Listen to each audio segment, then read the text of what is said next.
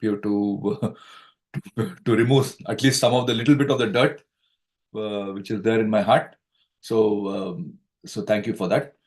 So we continue with this Srimad Bhagavatam, Canto 428, verse 19. So before that, let me just chant the Jaya Radha Madhava prayer. Jaya Radha Madhava Kunja Bihari, Jaya Radha Madhava Kunja Bihari, Gopi Jana Vallabha Girivaradhari, Jaya Gopi Jana Vallabha Girivaradhari, Yashodanandana Braja Jana Ranjana, Yashodanandana Braja Jana Ranjana, Yamuna Tira Vanachari, Yamuna Tira Vanachari, Jaya Radha Madhava Kunja Bihari, Jaya Radha Madhava Kunja Bihari. Hare Krishna, Krishna Krishna, Hare Hare, Hare Rama, Rama Rama, Hare Hare, Hare Krishna,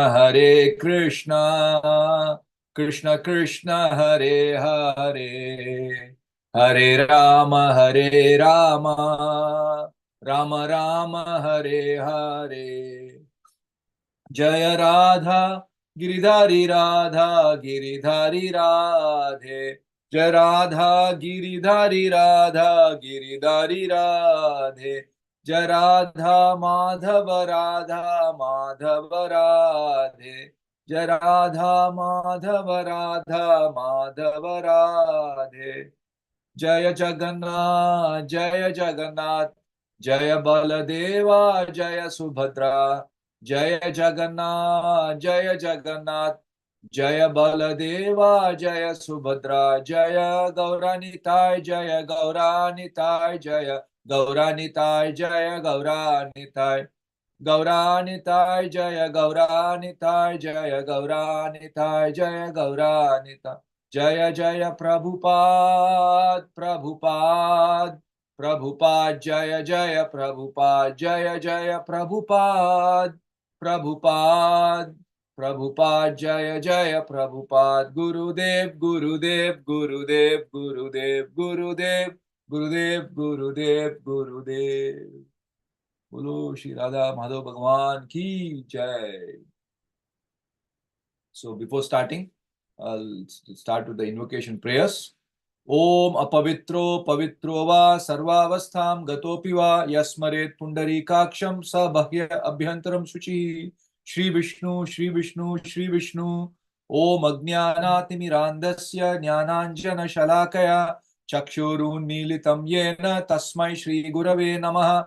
Shri Chaitanya manobhishtam sthapitam yena bhutale स्वयं रूप कदामयं ददाति स्वपदान्तिकं वन्देऽहं श्रीगुरो श्रीयुतपदकमलं श्रीगुरून् वैष्णवांश्च श्रीरूपं साग्रजातं सहगण रघुनाथान्वितं तं सजीवं साद्वैतं सावधूतं परिजनसहितं कृष्णचैतन्यदेवं श्रीराधा कृष्णपादान् सहगण ललिता श्रीविशाखान्वितांश्च हे कृष्ण करुणा सिन्धो दीनबन्धो जगत्पते गोपेश गोपिका कांता राधा कांता नमोस्तुते तप्त कांचन गौरांगी राधे वृंदावनेश्वरी वृषभानुसुते देवी प्रणमामि हरिप्रिये वाञ्छा कल्पतरुभ्यश्च कृपा सिन्धुभ्य एव च पतितानां पावनेभ्यो वैष्णवेभ्यो नमो नमः। नमो विष्णुपादाय कृष्णप्रेष्ठाय भूतले श्रीमते भक्तिवेदांत स्वामिन्निति नामिने नमस्ते सरस्वती देवे गौरवाणी प्रचारिणे निर्विशेष शून्यवादी पाश्चात्य देशतारिणे नमो महावदान्याय कृष्ण प्रेम प्रदायते कृष्णाय कृष्ण चैतन्य नामने गौरतिशे नमः। जय श्री कृष्ण चैतन्य प्रभो नित्यानंद श्री अद्वैत गदाधर श्रीवासादि गौर भक्त वृंदा मूकं करोति वाचालं पंगुं लंघयते गिरिं यत्कृपातम् अहं वन्दे परमानंद माधवं श्रीगुरुं दीनतारणं नारायणं नमस्कृत्य नरं चैव नरोत्तमं देवीं सरस्वतीं व्यासं ततो जयं मुदीरयेत्। शृण्वतां स्वकथा कृष्णा पुण्यश्रवण कीर्तनः हृदयन्तस्तोऽस्य भद्राणि मृदुनोति सुहृत्सताम् नष्टप्रायेषु भद्रेषु नित्यं भागवत सेवया भगवत्युत्तम श्लोके भक्तिर्भवति नैष्टिकी कृष्णाय वासुदेवाय देवकी नंदनाय च नंद गोपकुमाराय गोविंदाय नमो नमः हरे Krishna Krishna Krishna Hare Hare Hare Ram Ram Ram Hare Hare Hare Krishna everyone, welcome everyone. So again, just to remind myself, whatever little bit we are able to utter, it's only thanks to His Divine Grace, A.C. Bhaktivedanta Swami Srila Prabhupada, whose entire life was spent in serving the Lord and in translating these great scriptures, especially towards the latter part of his life, and without whose translations we would have no access to any of these great scriptures. So continue with the Prabhupada Leelamrita before the Bhagavatam. So this is the. I know Mataji, you told me yesterday, which was that phrase we stopped yesterday.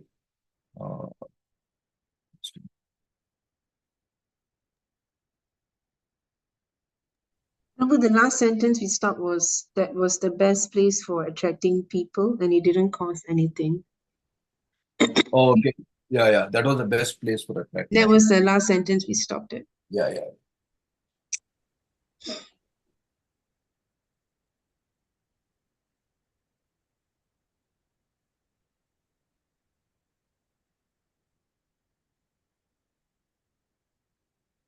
Okay, yeah.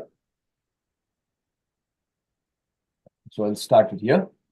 It was 11 p.m. and only one light was on in Swamiji's apartment in the kitchenette. Swamiji was staying up, teaching Kirtanananda and Brahmananda how to cook because the next day, Sunday, they would be holding a feast for the public. Kirtanananda had suggested it would be advertised as a love feast, and Swamiji had adopted the name. Although some thought it sounded strange at first to hear him say love feast. The devotees had put up posters around the neighborhood and had made a sign for the window of the storefront. And Swamiji had said he would cook enough for at least 50 people. He said that the love feast should become an important part of ISKCON. As he had explained many times, food offered to Krishna becomes spiritual, and whoever eats the prasadam receives great spiritual benefit. Prasadam means mercy. His two helpers stood respectfully beside him, sometimes stepping back out of his way as he moved and sometimes looked over his shoulder as he mixed spices or set a pan over the flame and called for other ingredients. He was stirring a big pot of sweet rice with a wooden spoon. It had to be stirred constantly and slowly adding milk. If the sweet rice got burned, it would be ruined, he said. And he handed the spoon to Kirtanananda. He next showed them how to make ghee by heating butter in a wok and separating the milk solids from the butter fat. And he simultaneously taught them how to make apple chutney. Prabhupada was silent as he cooked. But when Brahmananda asked him how he had learned so much about cooking, Prabhupada said that he had learned by watching his mother. He laughed and said it had not been like that. It had not been like it is in the West, where you take a lump of flesh from your refrigerator, throw it in the pan, boil it, sprinkle it with salt, and eat it like an animal. In Korea, they said they eat dogs, but human beings should eat grains, fruits, vegetables, and milk, and the cow especially should not be killed. While Brahmananda cut the apples for the chutney and put them in the pot for steaming, and Kirtanananda stirred the sweet rice, Swamiji prepared masala, the basic mixture of spices, which you would soon add to the steaming apples. This familiar smell of red pepper, cumin seeds entered their nostrils sharply as the masala crackled and smoked in the hot ghee in a tiny frying pan. With three separate operations going on at the same time: sweet rice, steaming apples, and masala. Prabhupada cautioned Kirtananda to stir the sweet rice steadily and scrape the bottom of the pot, and he took the spoon for a moment from Kirtananda's hand and demonstrated how to stir it properly. Sweet rice, chutney, and certain other dishes could be made in advance of the feast, he explained, but many things would have to be done done the next morning. Do we stop there, Mataji? Yes, Prabhu, thank you. Okay. So what wonderful kitchen religion Prabhupada established right from the beginning. Wonderful. All glories to Srila Prabhupada. So we continue with Srimad Bhagavatam, Canto 4, Chapter 28, verse 19, where the title is Puranjana becomes a woman in the next life. So the history so far, which the devotees are covered so nicely up to now, So this chapter has been mostly focused on the forces of death, which affect all material things. They're constantly in search of targets. It's like an army in search of targets, what they want to attack. And the devotees described how the forces of death, they laid siege to Puranjana's fortified city. That is a Yavana king, his sister, old age, Kalakanya, and all the soldiers and the Gandharva, days and nights, they laid siege to Puranjana's fortified city. And the relentless attackers, even though however good fortification is, they are relentlessly attacking. They don't accept defeat. And infiltrated, how they infiltrated through the city gates. Prabhupada explains all the city gates, the eyes, nose, ears, these are all sources of infection, which even the medical practitioners accept. And these army infiltrates through the city gates. And Puranjana, the living entity, is too absorbed to notice the attack, because I am so absorbed in my daily, so-called important work, I cannot notice the attackers coming in through the gates and attacking. And the deadly embrace of time, Kalakanya,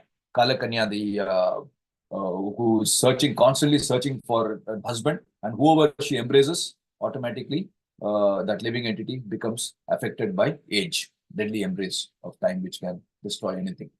And then you find that the living entity, Puranjana, is abandoned by everyone, abandoned by the senses even, because Prabhupada explains, unless you feed the senses won't obey you. If you don't take care of the senses will just reject you. So he is abandoned by his own body. And then the plight of the living entity. So that's what I was thinking. Why the entity is called living entity? It's constantly dying. So it should be the dying entity, instead of the living entity.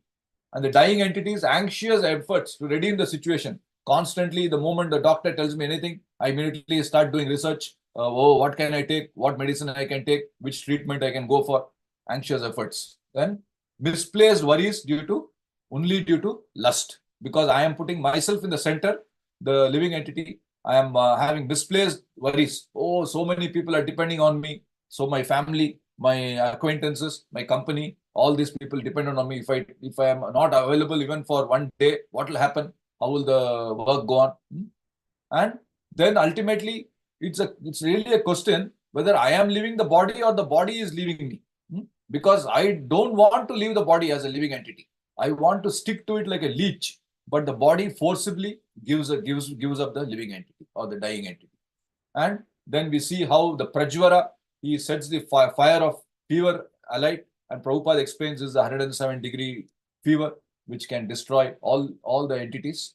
And then we see the life airs, 5 life airs, which is headed like a 5-headed serpent.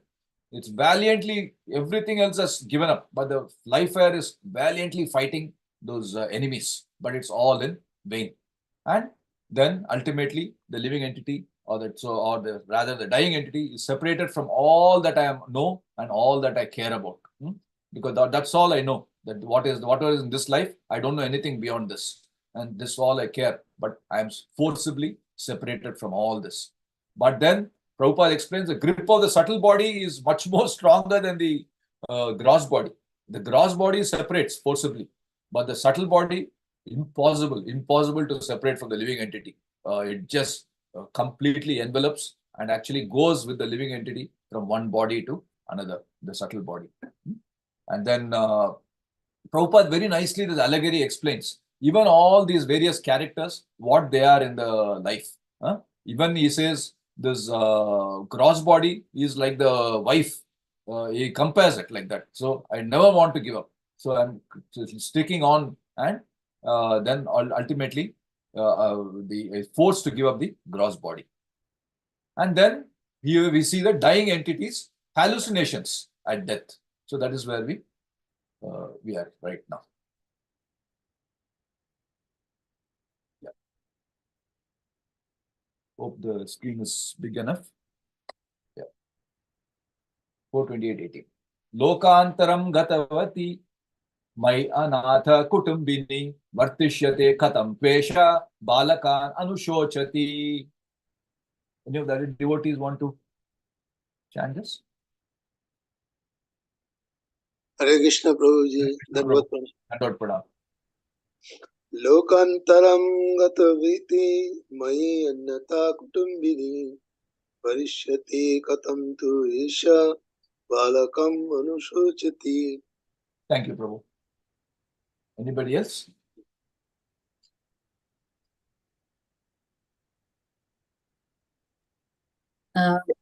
I'll try, Prabhu. Yeah, Hare yeah. Krishna. Hare Krishna. लोकान्तरं गतवती मयि अनाथा कुटुम्बिनी वर्धिष्यते कथं त्वेषा बालकान् अनुशोचति. Thank you, Prabhu. Thank Hare you very Krishna. much. Anybody else? Hare Krishna Prabhu, Jai Masur. Hare Krishna, Prabhu. Yeah. Lokantaram gatavati mui anatha kutumbini varshitse katham tadesha balokan anushocati. Thank you, Prabhu. Hare Krishna. Hare Krishna Prabhuji. Yeah, please, Mataji. Yeah. Lokantaram gatovati mayanatha kutumbini bortishate katham tvesha balakanunushochati. Thank Hare you, Krishna. Mataji. We go to the Hare synonyms Krishna now. Prabhuji, Yeah, Hare yeah, Krishna Prabhuji, Dandavat Pranam. Yeah, you can read. Lokantaram gatavati mayi annatha kutumbini vartishyate katham tvayesha balakan anusochati. Thank you, Thank you, Prabhuji. Mataji. We'll continue with the synonyms now. Any of the devotees want to read the synonyms? May I, Prabhuji? Yeah, please, Mataji. Lokantaram, into a different life. Gatvati, Mai, when I am gone. Anatha, bereft of husband. Kutumbini, surrounded by all family members. Vartishyate, will exist. Katham, how. Tu, then. Esha, this woman. Balakan, children. Anu Sochati, lamenting about. Thank you, Prabhuji. Thank Hare you, Krishna. Mataji. Thank you very much. Translation, any of the devotees? Hare Krishna Prabhuji. Hare Krishna. Please Prabhuji, you go on, please. Okay. Yeah, please. Translation by Srila Prabhupada. Srila Prabhupada ki jai. King Puranjana was anxiously thinking, alas, my wife is encumbered by so many children. When I pass from this body, how will she be able to maintain all these family members? Alas, she will be greatly harassed by thoughts of family maintenance. Thank you, Hare Krishna. Thank you, Prabhu. Purport, anyone? Hare Krishna. Hare Krishna. Yeah. Srila Prabhupada ki jai. All these thoughts of one's wife indicate that the king was overly engrossed with the thoughts of women. Generally, a chaste woman becomes a very obedient wife. This causes the husband to become attached to his wife, and consequently, he thinks of his wife very much at the time of death. This is a very dangerous situation, as is evident from the life of King Puranjana. If one thinks of his wife instead of Krishna at the time of death, he will certainly not return home back to Godhead, but will be forced to accept the body of a woman and thus begin another chapter of material existence. Hare Krishna. Thank you so much, Prabhu. Thank you so much. Again, another very, very powerful verse from Srila Prabhupada. Before continuing, just let me offer my prayers to spiritual master. Guru Gauram Giri Shreshtam Yo Vishram Behna Sevate Madhavam Tulasi Rama Krishna Kirtim Tiram Stuve Nam Vishnu Padaya Krishna Prishthaya Budli Srimate Bhakti Vishramba Madhava Swami Iti Namine. Hare Krishna, everyone. So wonderful translation and purport. So King Puranjana was anxiously thinking, alas, my wife is encumbered with so many children. When I pass from this body, how will she be able to maintain all the family members? Alas, she'll be greatly harassed by thoughts of family maintenance. No? So this is the normal thing what the insurance people use to sell insurance. No? So on one of the persons whom we went, we're telling him, oh, what will happen if you go away? Then how your family? Then he said, oh, now, what if I go away? What they'll have? Everyone will have a great party. He said. Nobody will care for the person who has gone. But the living entity is misplaced anxiety. So again, even in the 11th canto also, it is mentioned when he is describing the Varnashrama Dharma. So it seems a living entity thinks like this. Aho me pitaro vriddau, bharya balat majat maja, anatama mrite dina, katam jivanti dukkita. No? Oh, my poor elderly parents, my wife with a mere infant in her arms, my other children. Without me, they have absolutely no one to protect them. They will suffer unbearably. How can my poor relatives possibly live without me? And similarly, and thus because of his foolish mentality, a householder whose heart is overwhelmed by family attachment is never satisfied. Constantly meditating on my relatives, I die and I enter into the darkness of ignorance. Perfectly describing me.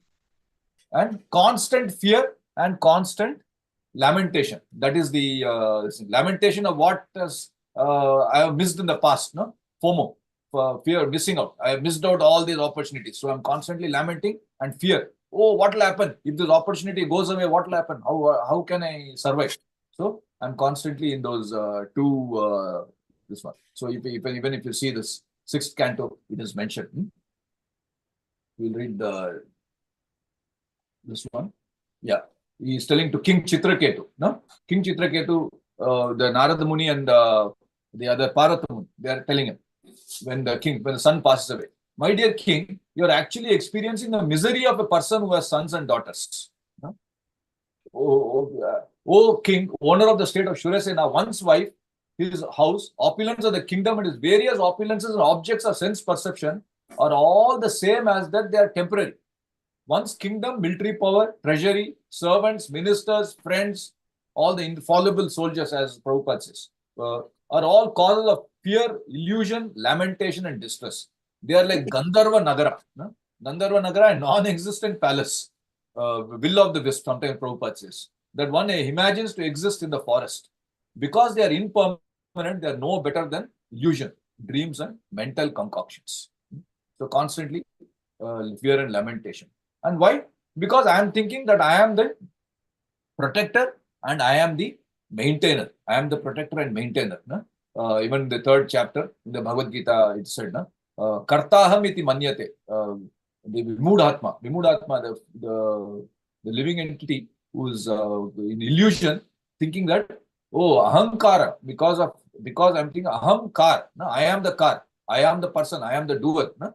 So I am thinking that I am maintaining all this. My efforts are maintaining this entire family or entire nation, like that. And symptoms of ignorance. What are the symptoms? How we can detect that the symptoms of ignorance is there? Even in the 2nd chapter, we see how Prabhupada says the signs of lamentation, signs of this tears, material tears. These are all signs of ignorance. He doesn't praise it very much. Even Krishna says, how come these dirty things come into your heart? He tells to Arjuna. So similarly, even in the 11th canto, when the Lord is explaining, he says, Chaya pratyaha vaya bhasa hyansantopya arthakarina evam deha dayo bhava yachant amrityu yuto bhayam. No? Although shadows, echoes, and mirages are only illusory reflections of real things, such reflections do cause a semblance of meaningful or comprehensive perception. Because it's wonderful Maya, what the Lord has created. In the same way, although the identification of the conditioned soul, the material body, mind, and ego is completely illusory, this identification generates fear within him, even up to the moment of death. So completely, it's like a illusion, palace of mirrors. No, mirrors is there, and it's all, this illusion is created. But I am thinking that, oh, it's really this big thing is coming to eat me up, or really this thing is happening to me. I'm thinking, even though the soul actually is unaffected by that. These are symptoms of ignorance described in the Bhagavatam. And engrossed in matter, I don't see my own end coming, because so totally engrossed in especially in the day-to-day business. So we can see in the 2nd canto how he describes this. Stropyadhyadini Rajendra Drinam Santi Sahasrashaha Appashyatam Atma Tattvam Griheshu Griha Medina. So persons who are materially engrossed, being blind to the knowledge of ultimate truth. So I have many subject matters for hearing, because I am blind to the knowledge of what is really important for me. So I am busy with so many subject matters. While that is happening, what is actually happening, I can see. Here we see the lifetime of such an envious householder is passed at night in sleeping or in sex indulgence, what the devotees have mentioned earlier as well. And daytime, I'm making money, and I am thinking that I am maintaining the family members. So this is what I'm really concerned about. While that is happening, what is happening? The snake of death. Dehapatya kalatradrishu atma sanyas asatvapi tesham pramatto nidhanam pashyan api na pashyati. So persons devoid of Atma Tattva do not inquire into problems of life, the real problems of life, being too much attached to the fallible soldiers like body, children, and wife. Although sufficiently experienced, I do not see my inevitable destruction. So it is because I'm totally engrossed in the day-to-day. And ultimately, I'm overcome by the snake of time. The snake doesn't wait that this mouse is busy looking after the family. The mouse has got so many children. Let me not disturb it. No, the snake will ultimately come and eat up the mouse. Ultimately, attachment to one gross body yields another gross body. It's as in this Yam Yam Vapi Smaran Bhava. So whatever I am imagining, whatever I'm focusing on, my mental faculties, that automatically I attain. That is described in the Bhagavad Gita and Bhagavatam as well. Attachment to gross body yields another gross body. But the pure soul actually is completely unaffected. Even in the Bhagavad Gita, it's mentioned several places in the Bhagavatam. The pure soul is absolutely, it has nothing to do with this. It is just sitting like a passenger. But the passenger is thinking that he is fully affected by what is going on. Actually, has nothing to do. It's just like going into this. We are hearing another. I think it was Rasraj Prabhu. You're saying it's like going into this three-dimensional movie, 3D movie, where even the actors are all interacting with you. Willingly, I'm paying the ticket and going into the movie hall, watching that. And then I'm saying so involved in the movie, then they say, come on, let us go. No, movie is very good. I want to sit here. It's all so nice. And I'm interacting with all the movies. And what is happening, if something is sad is happening, then immediately I start crying. No, it's quite common. I start crying because something is happening in the movie. So I'm completely engrossed in the material illusion. So it is said that we have to, as a science, we have to understand, because even devotional service, I can hope to perform properly only if I am completely, I know that this is a material illusion. So I should know that what is the science of this material illusion. So this material world, how it is described in the Bhagavatam. It is said, one should see that the material world is a distinct illusion appearing in the mind, completely in my mind, because material objects have an extremely flickering existence and are here today and gone tomorrow. They can be compared to the streaking red line created by whirling a fiery stick. No, in the Diwali time, when we whirl it, it comes like a circle. The spirit soul by nature exists in a single state of pure consciousness. However, in this world, he appears in many different forms and stages of existence. The modes of nature divide the soul's consciousness into normal wakefulness, dreaming and dreamless sleep. All such varieties of perception are actually Maya and exist only in a dream. It's not real. And how the material world is created, that again very much detail, it's described in the Bhagavatam. For example, in the 11th canto, it is said, originally one, the Brahman. The Brahman is originally one, and it becomes threefold, because the same Brahman manifests as the goodness, passion, and ignorance. And further, Brahman expands its potency. And then the power to act, power of consciousness, how all this, only by the will of the Lord, everything is happening. And along with the false ego. How does false ego come? Again, only by the will of the Lord, which covers the identity of the conditioned living entity. Why? Because I want to be covered, the Lord is covering me with the false ego. And then, only because of the will of the Lord, the demigods are created, the knowledge becomes manifested, along with the material senses, their objects, everything becomes manifested only by the will of the Lord. Results of, and even the things like so-called happiness, so-called distress. And in this way, the manifestation of the material world takes place as a subtle cause, as a material effect, as visible in the gross material objects. Brahman, which is the source of all this subtle and gross manifestations, simultaneously transcendental to them, being absolute. It has nothing to do with all these hallucinations, what I am having. Brahman is completely separate from that. And again, in the Bhagavatam, this forest of so-called enjoyment is described. Because I am attracted to things what I can find in the forest, I think, okay, let me just go just 1 kilometer into the forest and collect this. When I go, then I find something more interesting. I go deeper and deeper and deeper, and finally I lose my way in the forest. When King Rahuguna, the Jadabharata is explaining to King Rahuguna how the living entity gets lost in the forest of enjoyment for many lifetimes. And this entire bodily conception, what is the illusion actually? This Prabhupada explains, we are not like Mayavadis. We are not saying that, oh, all this is illusion. What is the illusion is because I am thinking that I have become the body. That is the illusion. The living entity is illusion. The surrounding, the Lord has created it. But the great illusion is I am thinking that I have become the body. So here, the 11th canto, also it is said. You said, what is it said? Persons who identify with this body, which is simply a product of the material mind, are blinded in the intelligence, thinking in terms of I and mine. Because of this illusion, I am wandering in endless darkness. This is me, this is somebody else. This is I and this is mine. And this is the illusion I am stuck in. Forgetting my constitutional position.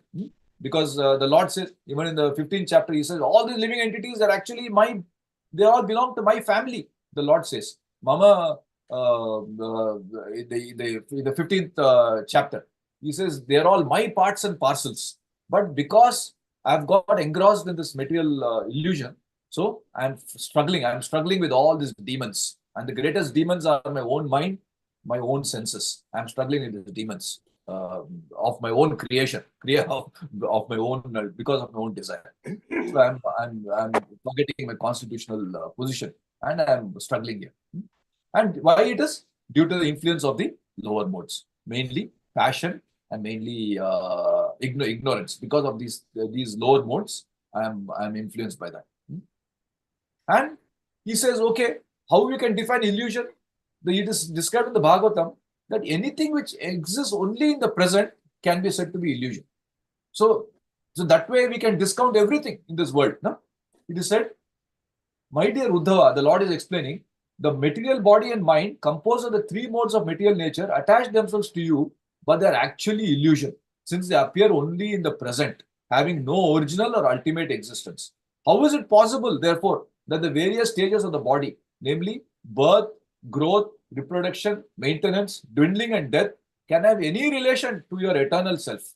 These phases relate only to the material body, which previously did not exist, ultimately will not exist. The body merely exists at the present moment. So the Lord is so nicely explaining how this is illusion, because it is so momentary. No? If something is very momentary, just exists for a second, then you will call it an illusion only.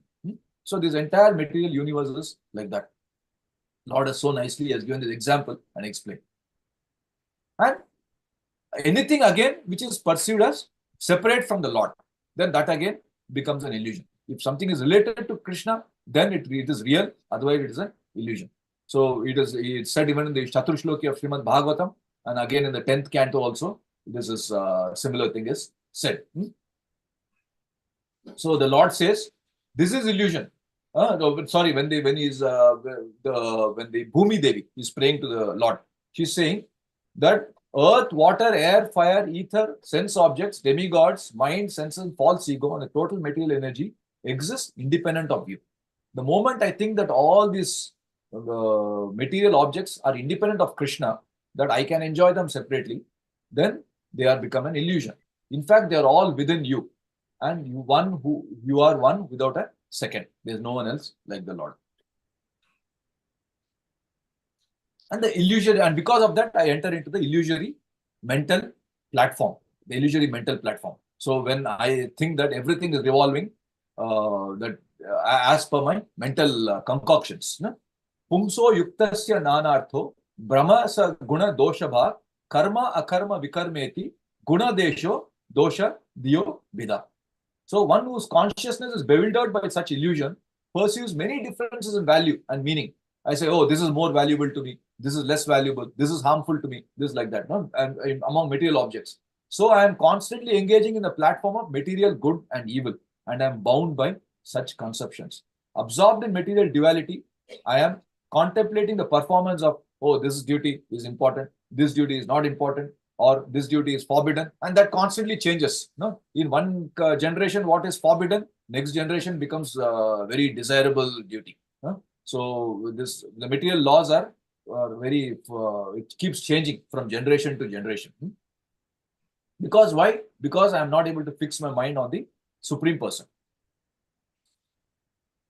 And anything, the illusion is devotion. Anything, if I'm devoted, no? So if very nicely it said devotion, I can show devotion, but I am showing devotion to the unreal objects, which is not with the objects which I am not relating to the Lord.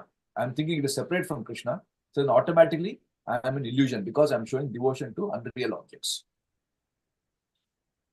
And very difficult, very difficult. The Lord also acknowledges it's very difficult to overcome this illusion because it is so wonderfully created. Wonderfully, even I think in all the prayers, even Bhaktivinoda Thakur prays, no? He's saying, oh, this creation of yours is so wonderful, he tells to the Lord. No? So even the Bhagavad Gita, it is a very famous verse. It is said, Daivi Hesha Gunamayi Mama Maya Duratyaya Mam Eva Ya Prapadyante Maya Metam Tarantite. So the Lord himself acknowledges that this divine energy consisting of the three modes of material nature is very, very difficult to overcome. Duratyaya. But only those who have surrendered to the Lord can be able to cross beyond it. Can be able to cross beyond it. So again, in the fifth canto also similar this thing is there. Yam nirmitam karhi apikarma parvani mayam janoyam gunasanga mohita na veda nistha ranayoga manjasa tasmai namaste vilayo dayatmane. So the illusory energy of the Supreme Lord binds us, all of us, conditioned souls to the material world. Therefore, without being favored by the Lord, persons like us cannot understand how to get out of the illusory energy. Let me offer my respectful obeisance to the Lord, who is the cause of creation and annihilation of this illusory material world. So how to come out of this illusion? How to come out? How to distinguish reality from illusion? So right in the Bhagavatam, the first canto, here itself, it is described. What is the absolute truth? Very nicely in this thing, it is described for this very wonderful shloka. It is said, when it's describing the Bhagavata Purana, it says completely rejecting all religious activities which are,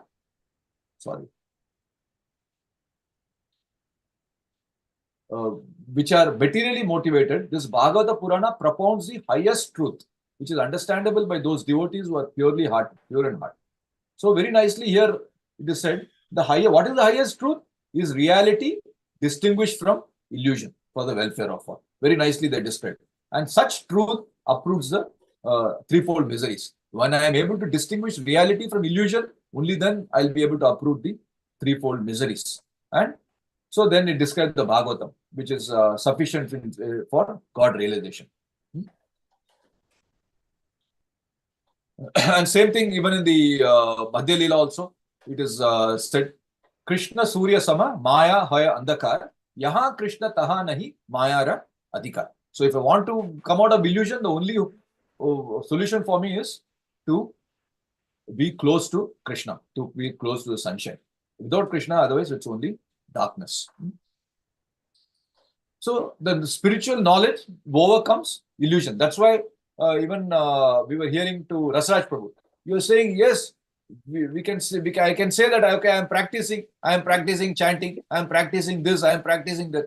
But he is saying that without scientifically knowing that this world is illusion, then without that, I might just be behaving in a very ritualistic manner. I may not be seriously performing the duties, the devotional duties. So he's saying by making plans with determination, one should give up lusty desires. Similarly, by giving up envy, one should conquer anger. By discussing the disadvantages of accumulating wealth, one should give up greed. And discussing the truth, one should give up fear. Only then I can give up fear. Similarly, if you see the next shloka also, it is said, by discussing spiritual knowledge, one can conquer lamentation and illusion. There is no other way. Without spiritual knowledge. By serving a great devotee, one can become prideless. By keeping silent, one can avoid obstacles. And simply by stopping sense gratification, only then I can conquer envy. And by the teachings of the Acharya. Again, in the fourth chapter also, it is said, without approaching the spiritual master, there is no hope. I can, because the spiritual master has seen the truth, he is able to reveal the truth to the disciple. This in the 11th canto also, the similar thing is said. By submissively hearing from an expert spiritual master, the expert disciple develops pure knowledge, which repels the onslaught of material illusion. So without submissively hearing from the spiritual master, I have no hope of overcoming the onslaught of material illusion arising from the three modes of material nature, as we have seen. So finally, he says, is pure knowledge. Once I become confident, I become confident in overcoming the illusion, then what happens? This pure knowledge itself ceases. Just as the fire ceases when the stock of fuel has been consumed. No? It is just like when I'm learning to ride a bicycle. No? Initially, I have to focus very hard that, oh, no, I should not fall, I should not fall. But once the balance comes, then automatically the child, very automatically, without any effort, he is able to. So the pure devotees, advanced devotees, they are able to very naturally see that everything is illusion, because they have totally realized the knowledge of the Acharya. And then finally, by doing that, I can come out of the forest of delusion. So very nicely in the 5th chapter, the Lord says, when I can say that I am, otherwise I am constantly in illusion. When I can say that I am not in illusion, Bhoktaram Yagya Tapasam Sarvaloka Maheshwaram Suhrudam Sarva Bhutana Gyatva Mam Shantim Richati. So a person in full consciousness of Krishna, knowing Krishna to be the ultimate enjoyer, and he is a supreme controller of everything, and the benefactor and well-wisher. Only then. Otherwise, until then, I will be constantly shaky. I'll be, oh, this is looking good, that is looking good, constantly going from one thing to another, constantly in lamentation, constantly in anxiety. No, I won't be in peace until I know these three things. Realize this thing, not just know that Krishna is the ultimate enjoyer, Krishna is the ultimate controller, and he is the ultimate well-wisher. And the path of the unalloyed devotees, it's very, very clear. They have laid out the path which we can follow, which we can follow. So Ananya, the Lord says, Ananya Cheta Satatam Yomam Smarati Nityasaha Tasyaham Sulabha Partha Nitya Yuktasya Yoginaha. For one who remembers me without deviation, the Lord is describing the topmost devotees. And he says, I am easy to obtain because of the devotees' constant engagement in devotional service. Unalloyed devotees, Prabhupada says, it is described here, the topmost. So they have laid out the path for us by which we can come out of illusion and then realize our constitutional position. What is the constitutional position? That I am not matter, I am spirit, and I am a servant of the Supreme Spirit. Until I realize that, I will be in illusion. And I don't see anything as separate from the Lord. I think I see everything as related to the Lord. Until I see something as separate, then I am continuing to be in illusion. So we can say, oh, how have others done this? Yes, so many other great acharyas of the past, they have done it. They have set the path for others to follow. We have seen Parikshit Maharaj, fearlessness. He says, whatever that snake bird or whatever it is, let it come and bite me. I don't care. You just continue telling me the Srimad Bhagavatam, he says. And Dhruva Maharaj, he said how he stepped on the head of death to get into the chariot to go to the Vaikuntha. So he disdained for death. And Bhishma Deva, how the Lord personally came to him to deliver him. The Bhishma Deva, even though until the last minute he was doing all his material duties so nicely, totally engrossed in his material duties, that is in performing them, but still the Lord came in the end and he delivered him. And he Khatwanga Maharaja himself, in just 1 second he realized that everything is a material illusion, and 1 second he attained the goal, Khatwanga Maharaja. And why? Even our own Ajamila himself, how in just a second, when by uttering Lord Narayana's name at very death, so he is also an Acharya at the very end, how we can emulate him at the very end, not his life, at the very end I can emulate him, how he remembered Narayana and he was able to meet the Vishnu Dutas. So all these people have set the path for us to follow. So I just wanted to conclude here. So just by emphasizing that how the living entity, because of illusion, he is thinking that, and because of that, he is suffering so much at the time of death. And by this great knowledge what the acharyas have given, how I can hope to come out of illusion and hope to have success at the time of death. So I just wanted to conclude with that. So sorry, I had to rush a bit today. So some of the shlokas I could not go into a bit more detail. So yeah, thank you very much. So I'd like to conclude here. If any of the other devotees want to add anything or especially make any corrections or any amendments, kindly do so. Hare Krishna Prabhu, Dandot Pranam. Dandot Pranam Prabhu. Such a wonderful brief of this text 18, and you have concluded that nothing belongs to us, everything to Lord's, with so much good examples and narration from various texts from Bhagavad Gita, Bhagavatam and Chaitanya Charitamrita. Clearly indicates our thinking of how how these two people, one is Griyamedi and Grihastha, live their life, and that is the example we can see through Puranjana. He was totally as a Griyamedi person. So thinking is Griyamedi leads us to be very much engrossed in the physical body, which is our external body. But what about the another body, which is our living soul? As you mentioned, this living body is, this gross body is dying. So you nicely mentioned about the dying entity. Actually, the dying entity is not a living entity. The living entity is unattached. It is inside. But the dying entity, which is the gross body, is dying, but we don't realize. So if we think of the living entity, then the things will be very, very clear to us. But because of engrossment in the material activities, we are so fallen that we just forget about the living entity. And we are just trying to keep ourselves dying entity as it is till up to the end of life. So that knowledge comes when you get attached to the real nature of the Lord. Because part and parcel of the Lord. That understanding comes when we get in touch with the superior knowledge, that is through Shastra, Sadhu Sangha and our Guru. So Guru tells us the distinction between this this gross body and this living body. So that knowledge is only achieved by the association, pure association of the Lord's devotee. And ultimately, that knowledge helps us to get separated from the dying entity to living entity. And that leads our life to the next life, what will be our destination.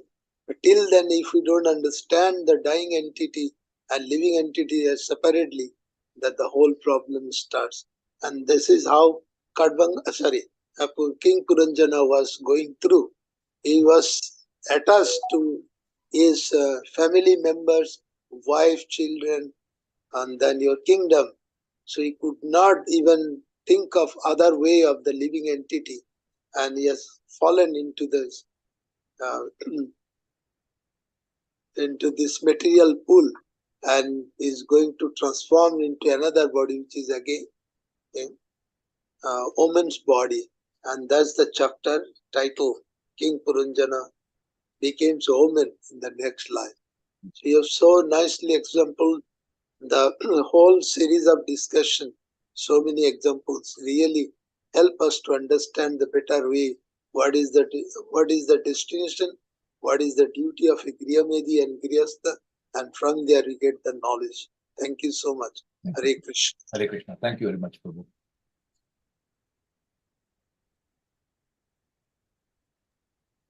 Hare Krishna, Prabhuji, Dandot Pranam, Hare Dandot Krishna. Pranam, Prabhu. Dandot Pranam. Thank you, Prabhuji, for the very nice class, particularly bringing out the very one important point which I have realized, that if we do not understand the real position and real problems of life, that and get always engrossed in the illusion, and we should understand very well, as you have pointed out also, that we should understand that everything that appears to be of value without relation to Krishna is no reality. It is just an illusion.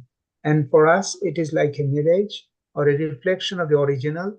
But in our material life, we do not understand it. We consider ourselves this reflection of the illusion as the real. And that is the root cause of all this problem. Instead of bringing Krishna to the reality of the Krishna, we consider ourselves, which is nothing but a reflection of reflection. We consider that is the most important, and the root of the problem starts from there. So the moment we understand that Krishna is the enjoyer and our duty as a servant is to satisfy Krishna, the whole problems, starts for a solution. And in this verse, it is very rightly mentioned that it is not a right thing to think about one's wife and also family at the time of leaving the body, because in that way he has every chance of falling back and coming back to repeated birth and death, which the purpose of human life is to get rid of, and he loses the opportunity if he continues with this idea. So we should, from the beginning, we should practice serving the Lord very sincerely, so that we do not fall into the trap of the illusion at the last moment. Every moment we try to, if we practice it, and hopefully at the last moment we can overcome it with the mercy of the Guru and the Brahmanas and the Guru and the Vaishnavas and the Lord. With the Lord's mercy, we can go back to the Godhead. Hare Krishna. Hare Krishna. Thank you very much. Thank you very much, Prabhu. Hare Krishna, Prabhu. Dhanavad Pranam, Prabhu. Thank you for a very elaborate explanation of this verse. Prabhu, when reading the purport, it appears that Srila Prabhupada is saying that one whose wife is very chaste, obedient, and very submissive, can be like sort of obstruction to devotional service, to going back to Godhead. In case of devotee, is that okay? Or can you please elaborate on more this? Because I think Prabhupada is probably cautioning. No, he says he's cautioning. Because somewhere he says, no, Grihastha Ashrama is safe. Is the safest way, and the Brahmacharya is the surest way. He says, no. Says the Brahmacharya is the surest way of getting back to Godhead, and he said Grihastha Ashram is the safest way. He says safest way means you won't fall anything further than this, because I have got very faithful wife, nice children, so I won't indulge in probably illicit, so-called illicit sex and all that. But then what happens? Then I'm so attached to this so-called safe oasis, and then I don't progress from the safety. So I'm just sitting in the safe oasis, and I'm saying, oh, it's so safe, so nice. It's all, I'm totally protected. I'm so pious.